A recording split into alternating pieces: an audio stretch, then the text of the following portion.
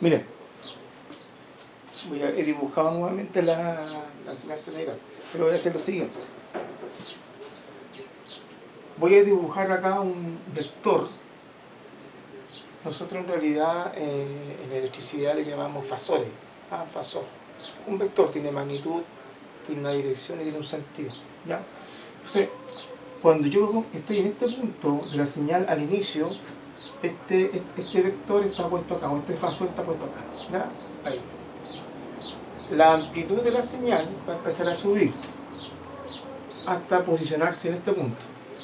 Entonces el vector o el fasor va a quedar acá. ¿Cuántos grados recorrido? 90 grados. Entonces aquí le voy a colocar pi medio, que son 180 partido por 2, son los 90 grados. Luego la señal empieza a bajar hasta llegar a este punto. En este caso acá el fasor toma esta posición. ¿Cuántos grados recorrido hasta acá? 180, que es lo mismo pi, ¿de acuerdo? Pi son 180 en grados, 3,14 en radianes, ¿de acuerdo? Después cambia la polaridad. ¿Se acuerdan que yo le explicaba que en realidad una señal alterna no es nada más que, por ejemplo, una pila? La tengo así, después la cambio acá, la tengo así, la tengo acá, ¿no es cierto? Y me queda una señal como rectangular. ¿Se acordaban, no? Está así, después está acá, después está así. Esta es la alterna. Estoy alternando la polaridad. ¿De acuerdo? La estoy alternando. ¿De acuerdo? ¿Cuántas veces lo hace la red eléctrica? 50 veces en un segundo. ¿Ya? La frecuencia con que se va alternando. Ya. Entonces, luego empieza a aumentar, pero con la polaridad invertida, empieza a aumentar la magnitud hasta llegar hasta acá. Entonces ahora el fasor está acá. ¿Cuánto recorrido hasta acá? 270 grados. Es decir, en este punto que está acá es 3 pi medio. 3 por 180 partido por 2 me da los 270 grados. ¿Ya? Finalmente, la señal vuelve nuevamente a disminuir negativamente hasta llegar a este punto que está acá. Y ahí cumple un ciclo, ¿de acuerdo? O sea, hasta acá tengo un periodo. Hasta acá tengo un periodo, ¿ya? ¿Y son cuántos? 360 grados, o sea, 2 por 180. Hasta acá tengo 2 pi. ¿De acuerdo? Entonces puedo expresar también yo mi señal, mi función seno en términos de grado. ¿Ok? Lo puedo expresar en segunda en términos de grado. Y lo que me queda acá es como un circulito, ¿se fijan, no? Ahí, ya, disculpe el dibujo, no sé muy bueno el dibujo. Y es como si yo tuviese acá un vector, ¿cierto? Que está girando. Ya, que está girando. De ahí viene el concepto de la velocidad angular, que es una medida del movimiento del vector, ¿ya? Y se mide en radianes partidos por segundo, ¿de acuerdo? Y que matemáticamente se expresa como 2 por pi, con 2 pi, multiplicado por las veces que lo hace, la frecuencia, ¿de acuerdo? Entonces, la velocidad angular es una medida de rotación de este vector, o de este fasor, ¿de acuerdo? Se mide en radianes partidos por segundo, que también lo puedo hacer en grado, que sea grado partido por segundo, en radianes partidos por segundo. Y matemáticamente, la velocidad angular se expresa como 2 por pi completo, 360 grados, multiplicado por la frecuencia, que va a dar la velocidad de giro. Mientras más alta la frecuencia, mientras más veces se repite en un segundo la señal, esto va a girar más rápido. ¿De acuerdo? Entonces, a eso se llama la velocidad angular. Y eso es interesante. ¿Por qué? Porque cuando yo quiero calcular el valor instantáneo de la tensión o de la corriente, yo tengo que dejarlo expresado como función del tiempo, ¿no es cierto? La amplitud multiplicado por el seno. Le había puesto valor pi. Perdón. Valor pi multiplicado por la función seno de la velocidad angular por el tiempo. Ojo, esto en volts. Ojo. En algunos textos, no me quiero adelantar, pero en algunos textos aparece así la señal.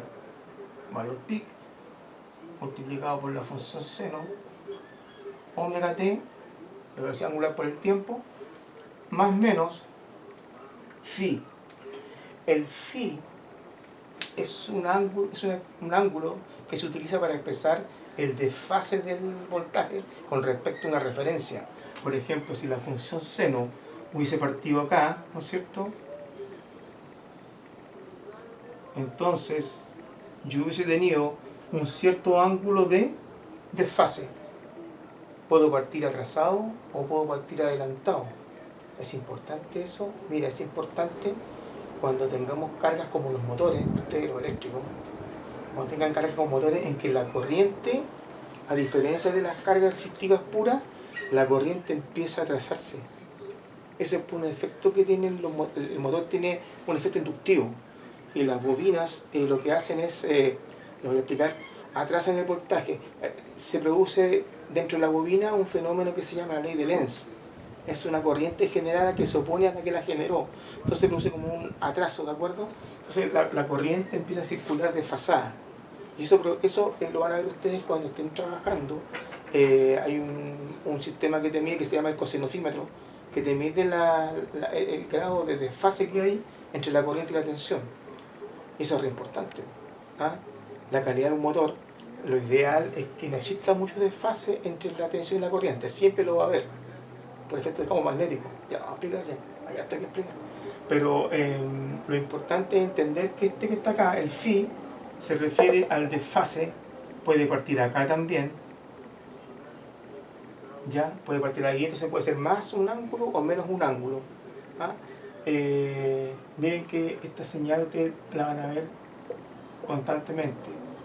Trifásico, fase, trifásico, 3 fases desfasadas en cierta cantidad de grados, ¿de acuerdo? Todavía no, ya. Entonces esta es la expresión de valor instantáneo. ¿Por qué yo hice hincapié en la velocidad angular? ¿Ah? En la velocidad con que esto está girando acá. Porque muchas veces se pone como un parámetro más, pero no se entiende, sabemos de dónde viene. Bueno, viene de acá. Ya viene de hacer, digamos, este movimiento del fasor a medida que va avanzando la senoide y va describiendo, ¿no es cierto?, este como círculo que se llama círculo goniométrico. ¿Ah? También lo he escuchado como círculo trigonométrico, pero yo me enseñaron como círculo goniométrico, ¿de acuerdo? Y es un círculo que se genera al girar este fasor de voltaje, ¿ya? Puede ser de voltaje o de corriente. No voy a poner voltaje mientras tanto, ¿ya? Y que se puede calcular. Con esta ecuación del valor instantáneo estamos en condiciones de hacer un ejercicio. Yo hasta acá llegué, los días que teníamos clases, hasta acá llegué, ¿ya? Es muy importante que entendamos estas formas de onda. ¿Por qué? Porque nuestra primera pega en electrónica de potencia, la primera pega va a ser pasar de una señal alterna a una señal continua, ¿de acuerdo? Yo entiendo que ustedes de repente no manejan todavía los conceptos de electrónica, pero vamos a tener que apretarlo un poquito, porque aquí vamos a tener que ver un componente que se llama el diodo, el diodo rectificador, que es un elemento fundamental para provocar la conversión de alterna a continua. Pero yo necesito que entiendan los conceptos de ciclo, necesito que manejen muy bien el tema de la frecuencia, fundamentalmente que entiendan el tema del valor RMS, porque cuando hagamos la rectificación, es decir, de alterna a continua, nos vamos a encontrar que las magnitudes van a crecer un poquito. Ya les voy a explicar por qué, ¿ya? Entonces, vamos a trabajar con esta señal, con esta ecuación, y vamos a hacer un ejercicio para poder calentar las manos. ¿Okay?